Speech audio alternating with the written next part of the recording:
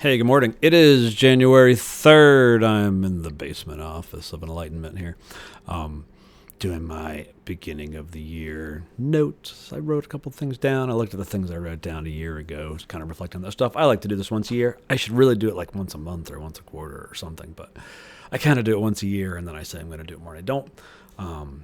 But one of the things I was doing was looking at my whiteboard, which I wrote on a year ago and sort of haven't touched. It sort of just sits there in the corner because I'm on Zoom calls all day and I don't want to move it, right?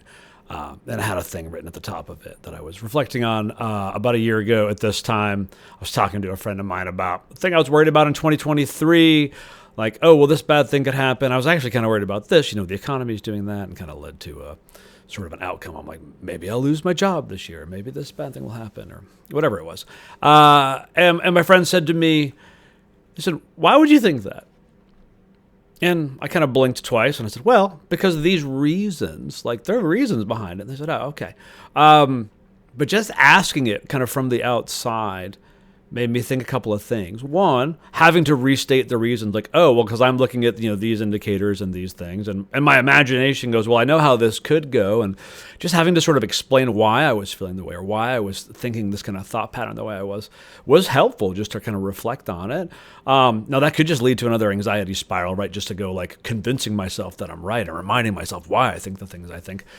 That could certainly be a negative outcome, but the other was, this person sort of knew all the details, the things going on in the world and in my life that were going on, and did not reach the same conclusions. They had seen the facts and reached different or inconclusive conclusions, or just reached different thoughts instead, as a reminder of, oh, sure, you're seeing these things and that could lead to this, but also it's not obvious. It's not inevitable. It was not obvious to them that the conclusion I was worried about was the one that was going to happen, and just to have it go, oh, yeah, I guess I'm inferring a lot and kind of guessing a lot and sort of being preemptively anxious about a lot.